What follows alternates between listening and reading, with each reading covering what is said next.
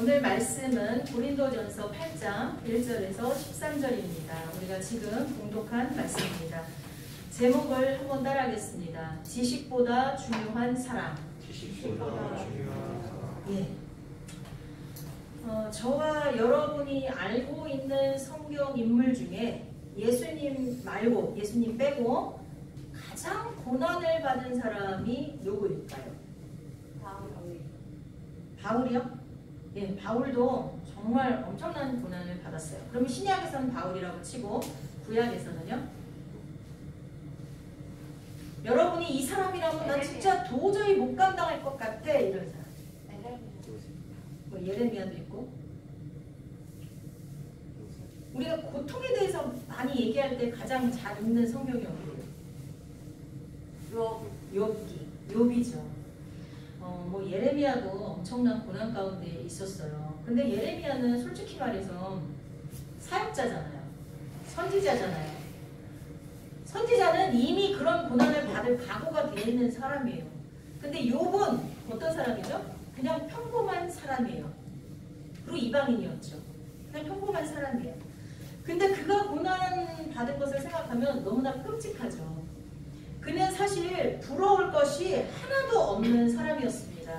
예쁜 아내가 있었고요. 10명의 자녀가 있었는데 7명의 아들과 3명의 딸이 있었어요. 근데 이들이 다 엄친아예요. 한 명만 엄친아라도 부모는 진짜 끝내줄 거예요. 그런데 10명이 다 엄친아예요. 그리고 그는 갑부였어요. 엄청난 갑부였어요.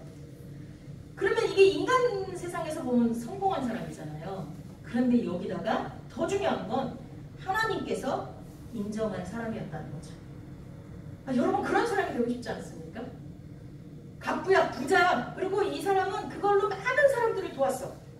자기 배만 불린 사람이 아니야. 그러니까 하나님이 의인이라고 인정을 해주셨죠.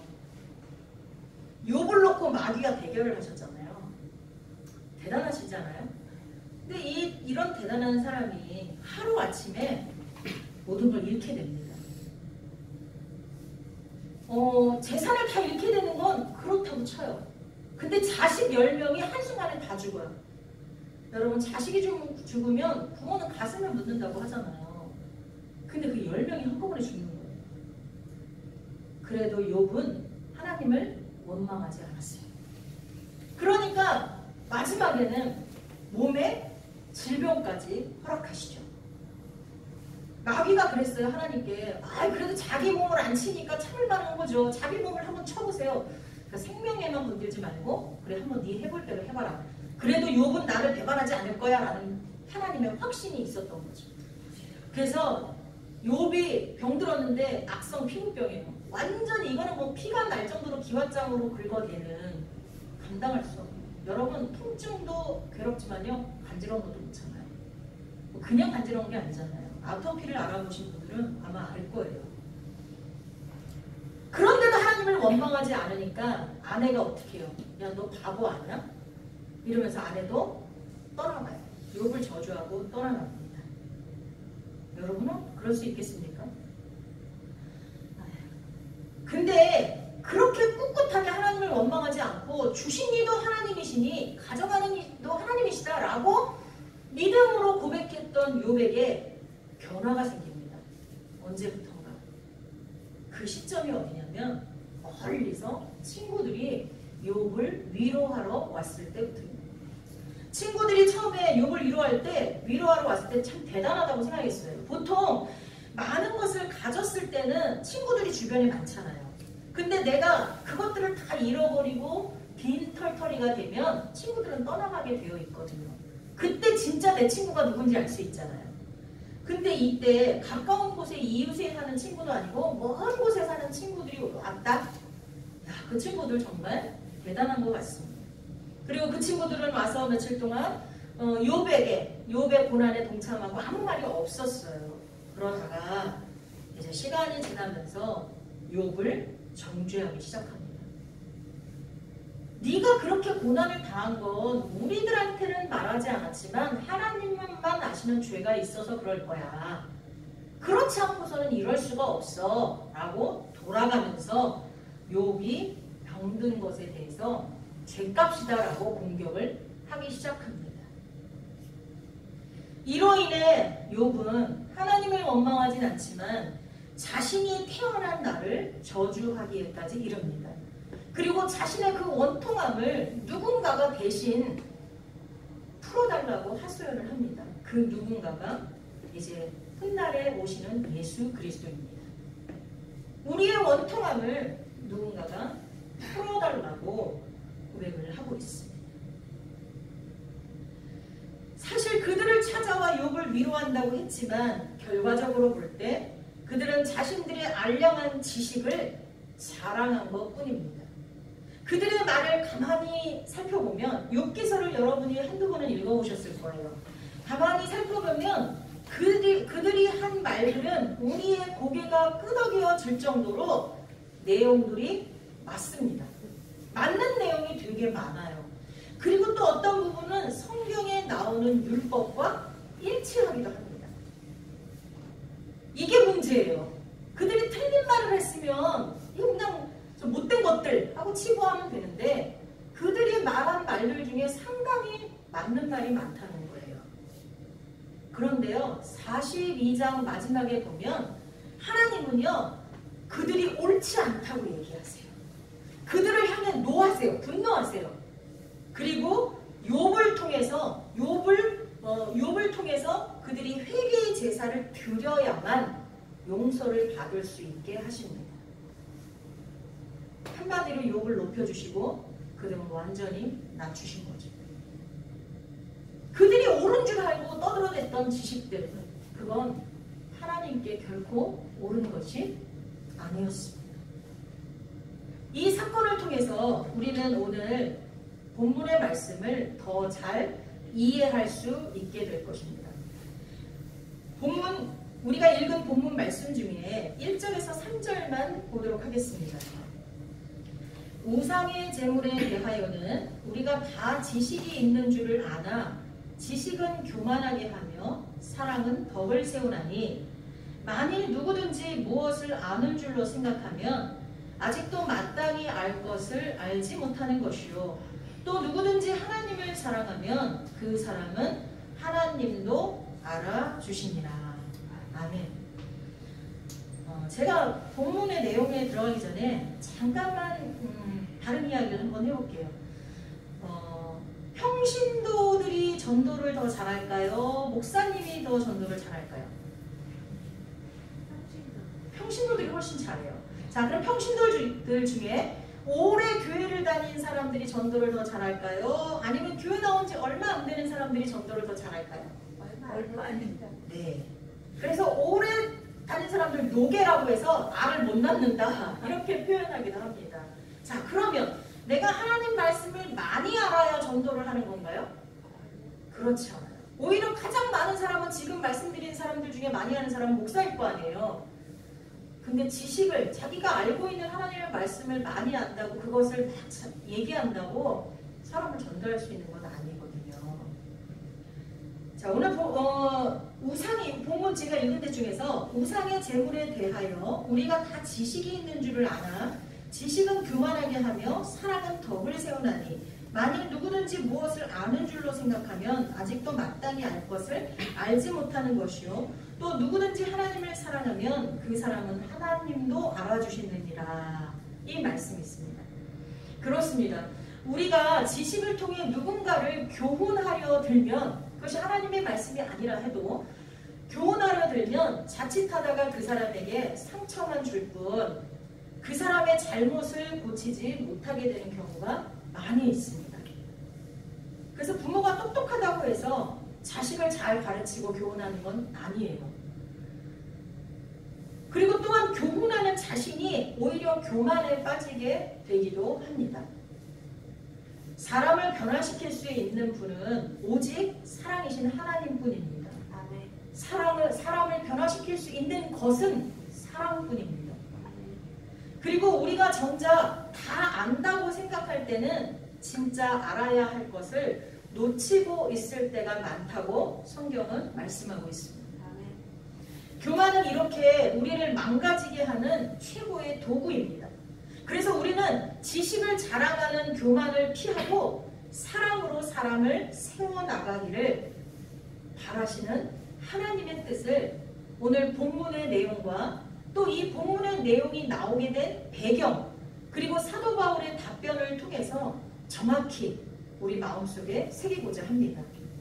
오늘 말씀은 조금 여러분이 학문적인 부분이 있어서 어렵게 느껴지실 수 있지만 이 설교를 잘 듣고 나면 이 우상 제물이라든가 아니면 지식과 사랑이 어떻게 다른지, 어떤 게 더 중요한지 뭐 이런 것들을 정확히 알 수 있게 될 것입니다. 오늘 본문에 나오는 고린도 지역은 우수한 천연 항구를 2개나 가지고 있었습니다. 자연스럽게 만들어진 아주 최고의 항구가 2개나 있는 지역이었어요. 그러다 보니까 통행세를 비롯해서 운송과 관련된 세금만으로도 부유한 도시였습니다. 굉장히 잘 사는 도시였다는 거죠. 그러다 보니까 그 시대에 막 일어나고 있는 로마하고 전쟁을 한 거예요. 내가 로마랑 붙어도 되겠다 싶었던 거죠. 그런데 로마랑 붙어서 결과는 BC 146년에 완전히 패망했습니다. 완전히 패망해서 고린도라는 도시는 약 100년간, 그 후로 100년간 역사 속에서 사라진 것 같이 폐허가 되었습니다. 그러다가 로마의 줄리어스 시저가 거기를 다시 개발해야겠다. 그러니까 지금으로 말하면 신흥도시를 만들어야겠다. 그래서 퇴역 군인들 있잖아요. 전쟁이 끝나고 나면 이제 더 이상 전쟁터에 나가지 않는 군인들 있잖아요. 그 군인들을 정착시키는 도시로 만들어야겠다 하고 거기를 재건합니다. 근데 재건하고 나니까 거기는 반듯반듯한 진짜 신도시가 됐잖아요. 그런데 거기에서 터를 잡고 살고 있던 사람이 한 명도 없는 거잖아요. 그러니까 거기 가서 내가 먼저 터를 잡으면 내가 이제 갑부가 되는 거죠. 내가 거기에 주인이 되는 거죠. 그러니까 사람들이 엄청나게 그 도시로 몰려들었습니다. 그리고 거기는 그런 많은 새로운 사람들이 몰려들다 보니까 역동적인 도시, 개방적인 도시가 되었다는 것입니다. 근데 이제 문제는 이렇게 사람들이 왕창 몰려들면서 서로 아주 막 피 터지는 저 경쟁을 하다 보니까 사람들의 마음속에 어떻게 됐어요? 공허함이 생기죠. 그러니까 오히려 삶에 지치고 힘들어진 거예요. 막 각박해진 거예요. 그러다 보니까 저마다의 마음에 위안을 받기 위해서 다양한 종교를 받아들입니다. 우리도 지금 보세요. 과학이 발달할수록 뭐가 많아져요? 미신이 많아지잖아요. 막 점치는 게 많아지고요. 뭐 신문에는 아예 오늘의 운세 뭐 이런 것도 많아지고 정말 세계가 인정하는 제대로 된 종교가 아닌 그런 것들이 엄청 많아지잖아요. 그때나 지금이나 똑같아요. 그래가지고 다양한 종교가 유입이 되는데 나중에는요. 고린도인이다 라는 말과 음란하다라는 말이 동일어가 되어버렸어요. 야, 저 사람 고린도인이야. 그러면 야, 저 사람은 음란한 사람이야 라고 생각할 정도로 동의어가 되어버렸어요. 왜냐하면 고린도에 많은 종교들이 생기면서 신전들이 엄청나게 많아졌는데 그 중에서도 유명한 신전이 3개가 있어요. 여러분 아실지 모르지만 아프로디테 신전과 역사를 배우신 분, 세계사를 배우신 분들 좀 아실 거예요. 아폴로 신전, 아스클레피오스 신전 이런 것들이 되게 유명했는데 그 중에서 아프로디테 신전에는요 1000명의 신전 창기가 있었어요. 뭐냐면 그 신전에 가서 제사를 드리려면 반드시 창녀와 어떻게 해야 돼요? 합방을 해야 되는 거예요. 관계를 가져야 되는 거예요. 그게 제사의 하나에 속해 있는 순서였어요. 근데 그런 창기들이 1000명이 넘었다는 거예요. 그리고 아스클레오피오스 신전은 어떤 걸로 유명했냐면 거기는 제사 지내는 것뿐만 아니라 휴식, 체력 단련, 묵상을 위한 장소로 굉장히 잘 꾸며져 있었고요. 그 외에 목욕탕, 극장, 체육관, 도서관, 정원 이런 것들을 다 갖추고 있었다고 합니다. 그러다 보니까 당연히 그 신전 주변에는 좋은 숙소, 식당 그런 것들이 막 세워지기 시작했어요. 그래서 그 지역 전체가 헬스용, 오늘날로 말하면 헬스용 리조트와 유사한 지역이 다 돼버렸어요. 그럼 생각해보세요. 몇 명 모이는 소모임은 집에서 하겠지만 이게 좀 확대된 사람이 좀 많이 모여야 되는 결혼식이라든가 장례식이라든가 또 무슨 연회, 사교 모임 이런 것들은 다 어디로 가겠어요? 모이게 되었다는 것입니다. 이게 배경이에요, 배경. 그런데 이제 문제가 있어요. 문제는 뭐냐면 신전 주변의 숙소와 식당에서 제공하는 음식이 문제가 된 거예요. 특히 고기는 대부분 신전에서 제사를 드리고 제사 의식을 거친 다음에 도축이 됐어요. 우리가 보통 하나님께 제사 드릴 때도 이렇게 죽인 다음에 다 이렇게 각을 뜨고 하나님 앞에 이제 태워 드리는 것도 있지만 이렇게 흔들어서 드리는 것도 있고 막 그렇잖아요. 그래서 제사장이 먹고 바깥에 버리고 그러는 거잖아요. 근데 얘네들은 그거를 통째로 이제 제사를 드린 다음에 그 다음에 도축을 하는 거예요. 그래서 신전에서 나온 고기는 먼저 사제들한테 먹게 하고 신전의 일을 돌보는 사람들한테 먹게 한 다음에 그 다음에 각종 연회에 제공을 하고 그리고 남은 고기는 어디로 갔어요? 시장으로 팔려나갔어요. 자, 이 때문에 이방 신전에 바쳐진 제물, 즉 우상에게 바쳐진 제물을 먹을 수 있느냐 없느냐를 놓고 고린도 교회 안에서 신학적 논쟁이 크게 벌어졌던 거예요. 마땅히 유대교 출신의 그리스도인들은 우상 제물에 대한 태생적인 거부감이 있었어요. 아시잖아요. 베드로도 이방인에게 전도하라니까 뭐 그런 우상 제물을 먹는 사람한테 내가 어떻게 전도하냐 그러니까 하나님께서 친히 보따리에 내려가지고 거기에 막 못 먹게 되는 그런 짐승들 그런 것들이 다 내려오는 거 그것도 환상으로 보여주시잖아요. 우상 제물을 태생적으로 거부했지만 바울은 갈라디아서나 데살로니가전서에서 이방인 개종자들이 본질상 신이 아닌 것에 대해 예배와 우상을 버렸다. 그러니까 이방인 개종자들도 신이 아닌 대상에게 예배하고 하는 걸 다 버렸다라고 진술을 해요.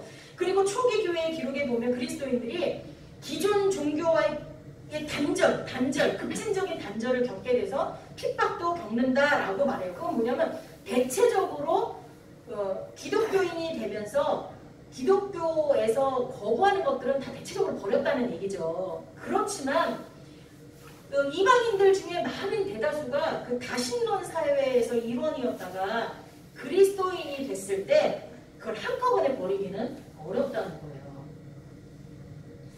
비록 하나님을 믿게 됐다고 했지만 자기들 삶의 일부였던 거를 그렇게 쉽게 버려지지 않아요. 그래서 우리는 조금 더 젊었을 때 예수님을 믿어야 돼요.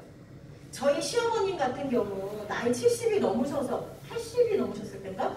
근데 그렇게 돼서 예수님을 믿게 되니까 예수님을 믿으니까 우상에게 제사 지내면 안 돼 이거는 이제 아시는 거예요. 그래서 절을 안 하세요. 근데 어머니한테 최상은 절을 안 하는 거야. 그 외에 제사상을 차리는 건 똑같이 차려요. 똑같이 차려. 그리고 그 안에 앉아서 술도 따로 다 따르는데 저거를 뭐라 하냐면 기도해달래. 근데 저는 그냥 그걸 받아들였어요. 왜냐하면 어머님은 예수님을 믿는 것 때문에 어떻게 했냐면 절을 안 하는 거지 거기다. 그게 그분의 최상이었어. 그거와 마찬가지인 거예요. 이 사람도 삶의 습관으로 오랜 세월 거기다가 더군다나 다신론이었잖아요. 여기도 신 저기도 신 막 이런 상황에서 살았는데 이게 그렇게 쉽게 되겠어요? 그런 상황. 이런 상황에서 예루살렘 공회 회의에서 뭐라고 결정했냐면 이방인들한테는 율법과 할례의 의무는 지우지 말아라.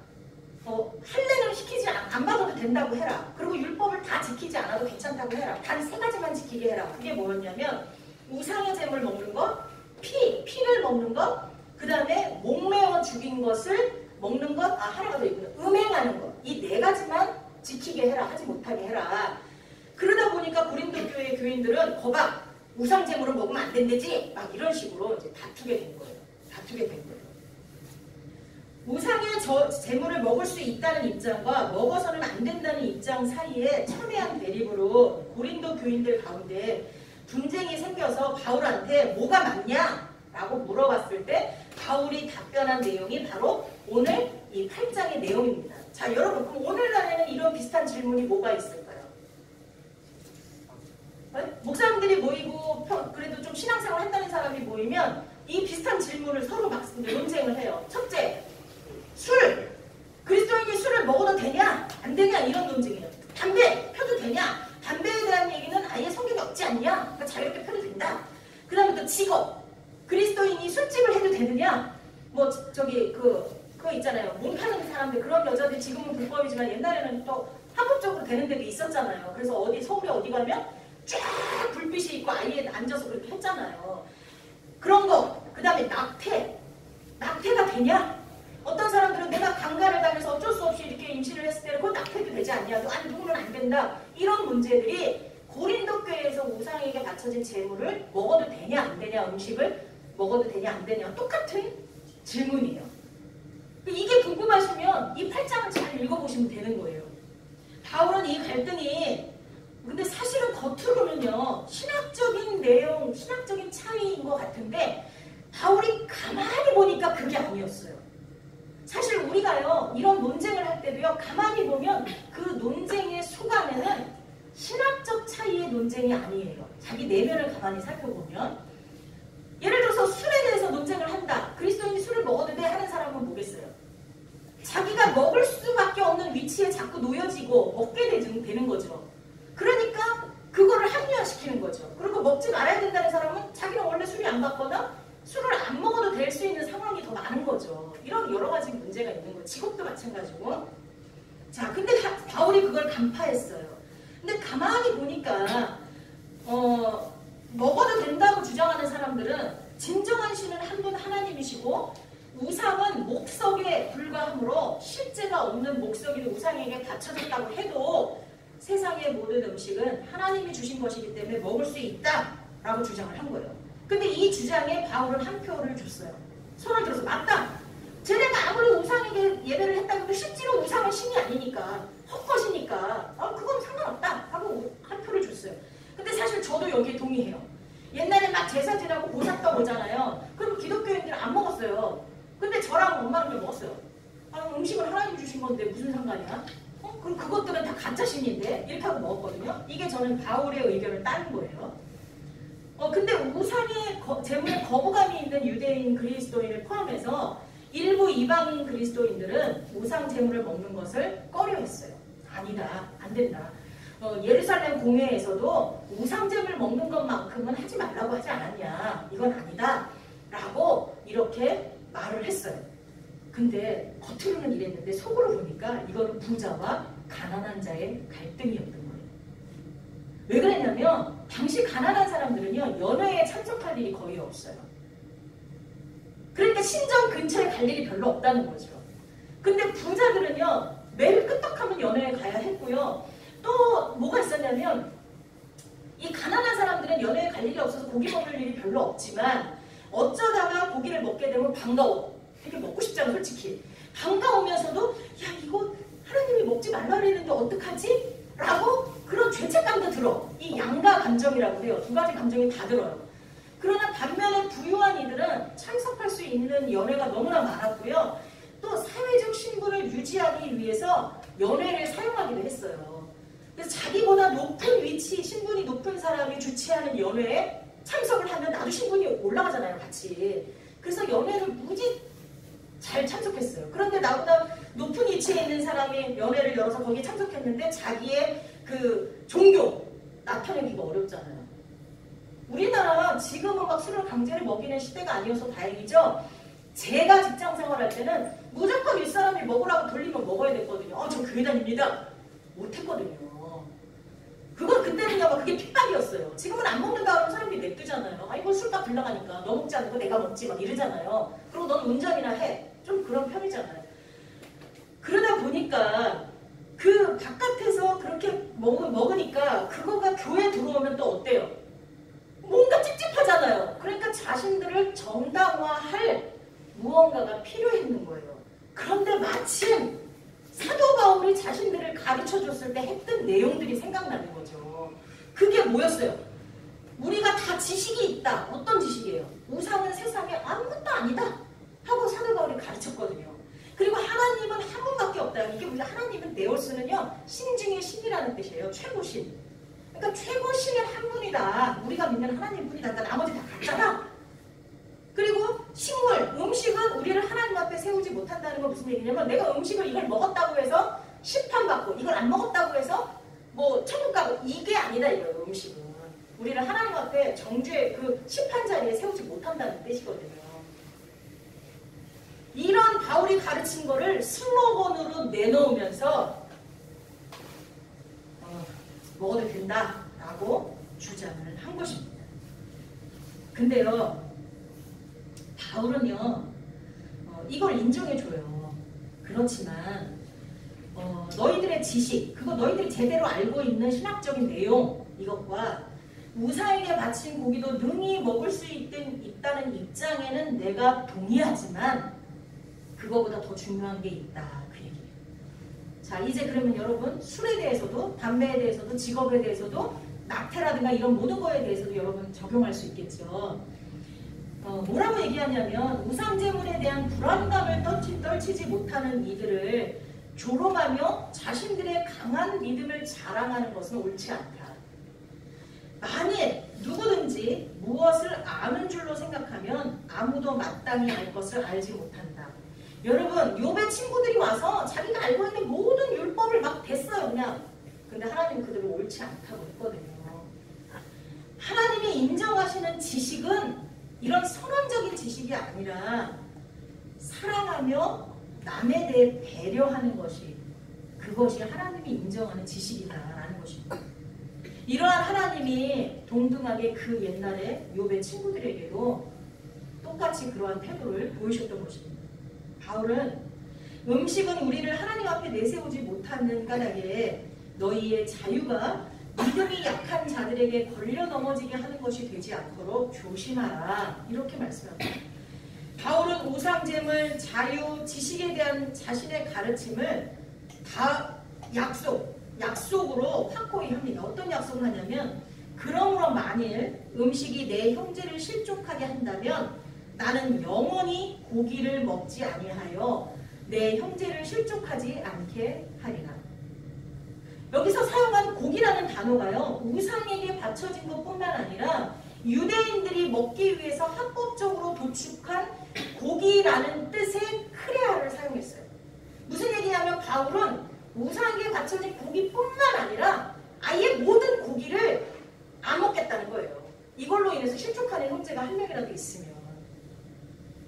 하나님이 그리스도를 통해 주신 자유는 자신의 믿음이나 능력을 자랑하는 것이 아니라 자신의 권리를 포기하면서 연약한 자를 돌보고 보듬고 섬김으로 하나님의 공동체를 든든히 세우는 일에 사용되어야 될 줄 믿습니다. 그런즉 너희가 먹든지 마시든지 무엇을 하든지 다 하나님의 영광을 위하여 하라. 유대인에게나 헬라인에게나 하나님의 교회에나 거치는 자가 되지 말고 나와 같이 모든 일에 모든 사람을 기쁘게 하여 자신의 유익을 구하지 아니하고 많은 사람의 유익을 구하여 그들로 구원을 받게 하라. 제가 부산 장신대학교 왕인성 교수님이 쓴 글을 읽어드리면서 설교를 마치겠습니다. 그분이 쓰신 책에 나온 글이거든요. 단연간의 갈등과 상호 비방으로 상처를 입어 지칠 대로 지친 부부가 헤어지기 전 마지막 절차로 상담 치료사를 찾아 숙녀의 시간을 갖기로 했다. 상담사가 보기에 이 부부는 마지못해 끌려나온 것이 역력해 보였다. 두 사람은 최대한 멀리 떨어져 앉으려 했기 때문에 상담사와 정삼각형의 형태를 만들면서 상담이 시작되었다. 남편이 먼저 포문을 열었다. 이 문제에 대해서는 내가 더 잘 알아. 그리고 내가 옳아. 그것은 원칙의 문제야. 아내도 지지 않으며 말했다. 무슨 소리예요? 이 사안은 내가 더 옳아요. 당신이 원칙을 지키지 않았기 때문이에요. 지켜보던 상담사가 우리가 문제점을 찾았다는 생각이 드네요. 라고 말하며 두 사람의 대화에 끼어들었다. 두 분의 문제는 원칙이 상대방보다 더 중요하다고 생각한 점입니다. 두 분이 그토록 강하게 고수하는 원칙 속에 한 번 더 서로에게 친절하고 한 번 더 이해하며 한 번 더 배려하겠다는 원칙만 들어간다면 더 이상 나를 찾아올 일은 없을 것 같은데요. 라고 말했다. 네, 기도하겠습니다. 주님,